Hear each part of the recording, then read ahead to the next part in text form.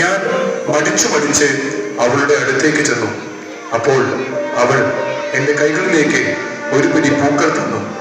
പക്ഷേ എന്റെ കൈകളിൽ വീണപ്പോൾ ആ പൂക്കളെല്ലാം തീ കനലുകളായി മാറി. അവ എന്റെ കൈകളെയും ശരീരത്തെയും പൊള്ളിച്ചു. ഭീകരനായ പാപിയെന്ന് ലോകം മുഴുവൻ മുദ്രകുത്തിയ അലക്സാണ്ടർ വൈദികന് മുൻപിൽ പിന്നെയും അനുതപിച്ച് കരഞ്ഞു. അച്ചോ, എന്നെ രക്ഷിക്കണം. തീക്ഷണമായ തീക്കുണ്ടത്തിൽ കിടന്ന് ഞാൻ നികറുകയാണ്. അതെ, മരിയ ഗുരുത്തി ഒരു വിശുദ്ധയാണ്. അതെ അച്ചോ, അവളൊരു വിശുദ്ധയായിരുന്നു അച്ചോ. 27 വർഷങ്ങൾക്ക് മുൻപ് ശിക്ഷിക്കപ്പെട്ട അലക്സാണ്ടർ ഇന്ന് ജയിൽ മോചിതനാവുകയാണ്. തന്റെ കുത്തേറ്റ് മരിച്ച പെൺകുട്ടി സ്വർഗത്തിൽ നിന്നും വർഷിച്ച പുഷ്പങ്ങൾ വേണ്ടി വന്നു അയാളിൽ മാനസാന്തരം ഉണ്ടാക്കാൻ. അവൾ നൽകിയ കുളിർമയുള്ള പൂക്കൾ തീ കനലുകളായി മാറി അദ്ദേഹത്തിന്റെ മനസ്സിലെ മാലിന്യങ്ങളെല്ലാം ദഹിപ്പിച്ച് കളഞ്ഞിരിക്കുന്നു. ഇനി നീ എന്താണ് ഉദ്ദേശിക്കുന്നത് അലക്സ്? അച്ചോ, ഇനിയെങ്കിലും ഒരു നല്ല മനുഷ്യനാവാം. ഞാൻ ജയിലിൽ കിടന്ന സമയത്ത് എന്നോട് ക്ഷമിച്ച മരിയയെയും എന്റെ ദൈവത്തിനെയും ഞാൻ അനുഭവിച്ചറിഞ്ഞു. എന്തായാലും ജീവിക്കുന്ന മരിയയുടെ അമ്മയെ പോയി ഒന്ന് കാണണം. ആദ്യമായി അവരോട് എനിക്ക് എല്ലാത്തിനും മാപ്പ് ചോദിക്കണം അച്ചോ. അതെന്തായാലും നന്നായി. അങ്ങനെ ഒരു ചിന്ത നിന്റെ ഉള്ളിൽ നിന്ന് വന്നല്ലോ. എന്തായാലും ഞാനും നിന്റെ കൂടെ വരാം. മുൻകൂട്ടി നിശ്ചയിച്ചതനുസരിച്ച് വൈദികനും അലക്സാണ്ടറും കൂടി അസൂന്തയുടെ വീട്ടിലേക്ക് ആ ദിവസം എത്തി. അസൂന്ത, ഇത് ആരാ വന്നിരിക്കുന്നത് നോക്കിയേ. അമ്മ, എന്നോട് ക്ഷമിക്കണം അമ്മ. മരിയ അവളൊരു പാവമായിരുന്നു. പാവമായ മരിയെ പിന്നെ നീ എന്തിനാ മോനെ? അമ്മേ, എന്റെ മനസ്സിലെ ക്രൂരതകളും ദുഷിച്ച ചിന്തകളുമാണ് അമ്മേ എന്നെ കൊണ്ട് അത് ചെയ്യിപ്പിച്ചത്. അമ്മ എന്നോട് ക്ഷമിക്കില്ലേ? മോനെ, മരിയ നിന്നോട് ക്ഷമിച്ചു. ദൈവവും നിന്നോട് ക്ഷമിച്ചിട്ടുണ്ട്. പിന്നെ ഞാൻ എങ്ങനെ നിന്നോട് ക്ഷമിക്കാതിരിക്കും?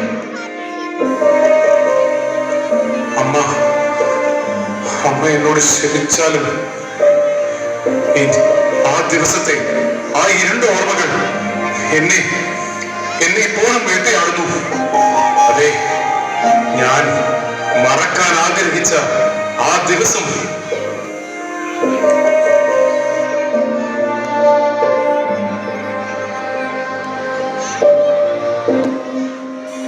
ഇരുപത്തേഴ് വർഷങ്ങൾക്ക് മുൻപ് ഇറ്റലിയിലെ കൊറിനാൾഡോയിലെ ഒരു ദരിദ്ര കുടുംബത്തിലാണ് മരിയ ജനിച്ചത്. മരിയയ്ക്ക് 10 വയസ്സുള്ളപ്പോൾ തന്നെ തന്റെ പിതാവ് ലിയൂജി മരണപ്പെട്ടു. അതോടെ കുടുംബഭാരം മുഴുവൻ മരിയയുടെ ചുമലിലായി.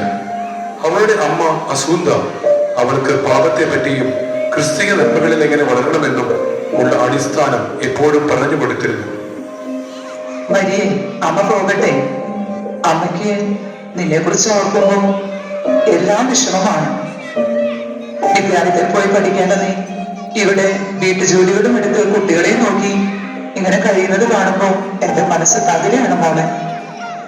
അതൊന്നും സാരമില്ല അമ്മേ.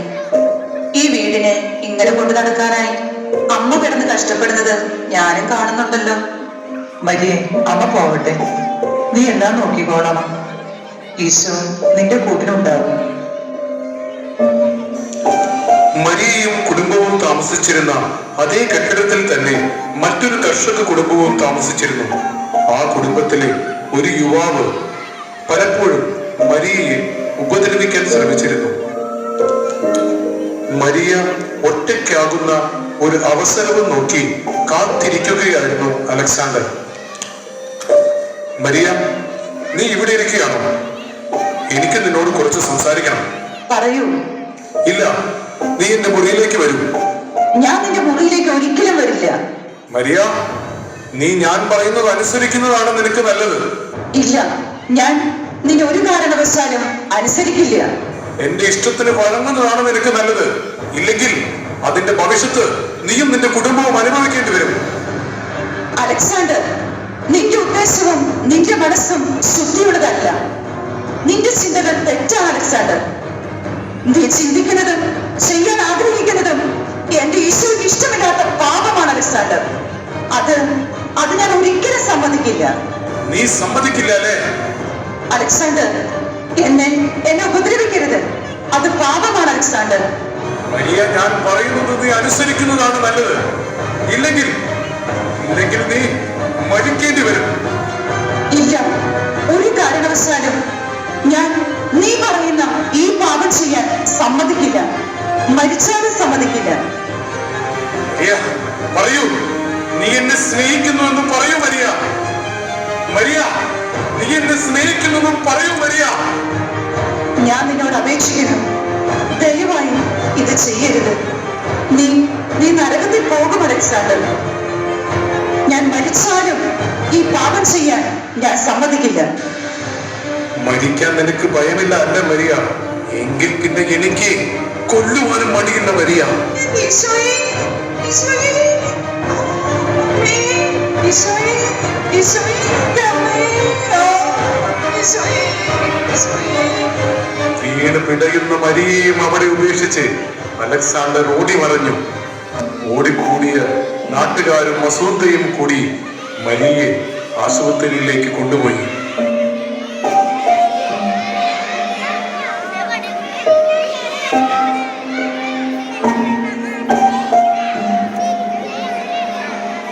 മരിയക്കിപ്പോൾ എങ്ങനെയുണ്ട്? വേദന കുറവുണ്ടോ? പനിക്കുന്നുണ്ടല്ലോ. മുറിവുകളെല്ലാം നല്ല ആഴത്തിലുള്ളതാണ്. ഇനി ഒരു ഓപ്പറേഷൻ ചെയ്യാനുമുണ്ട്. പക്ഷെ അത് നമുക്കിനി സാധിക്കില്ല. മരിയ, നീ നന്നായി പ്രാർത്ഥിക്കണം. ഈശോയുടെ സഹനങ്ങൾ ഓർക്കുമ്പോൾ അത് നിനക്ക് ആശ്വാസം നൽകും. മോളെ, എന്റെ പൊന്നു മോളെ. അമ്മേ, എനിക്ക് അലക്സാണ്ടറിനെ ഒന്ന് കാണാൻ കഴിയുമേ? അവനിങ്ങനെ ചെയ്തത് എന്തിനായിരിക്കും മോളെ? അവനിലെ ദുഷിച്ച ചിന്തയാണോ അമ്മേ അവനെ കൊണ്ട് ഇത് ചെയ്യിപ്പിച്ചത്? മരിയെ, നിനക്ക് അവനോട് ക്ഷമിക്കാൻ പറ്റുമോ? നമ്മുടെ ഈശോ കുരിശിൽ കിടന്ന് ശത്രുക്കളോട് ക്ഷമിച്ചതുപോലെ.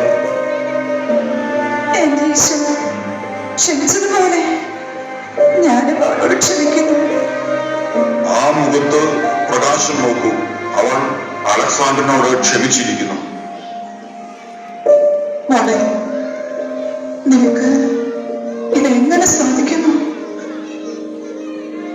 ഞാൻ അവനോട് ക്ഷമിക്കുന്നു. കാരണം അവനും എന്റെ കൂടെ സ്വർഗത്തിൽ വരണമെന്നാണ് എന്റെ ആഗ്രഹം. മോളെ, മോളെ, മോളെ, എന്റെ പൊന്നു മോളെ, ഈശോയെ, മോളെ, മോളെ.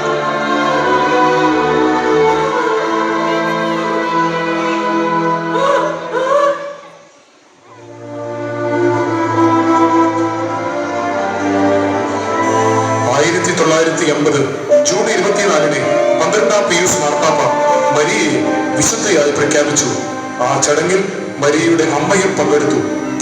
എന്റെ ശരീരം കഷണം കഷണമായി മുറിക്കുകയാണെങ്കിൽ കൂടി ഞാൻ പാപം ചെയ്യുകയില്ല എന്ന് പറഞ്ഞ് വിശുദ്ധയായ വിശുദ്ധ മരിയ ഗുരുത്തി ആയിരക്കണക്കിന് യുവജനങ്ങളെ വിശുദ്ധിയിലേക്ക് നയിച്ചുകൊണ്ടിരിക്കുന്നു. നമുക്ക് വിശുദ്ധയെ പോലെയാവാം.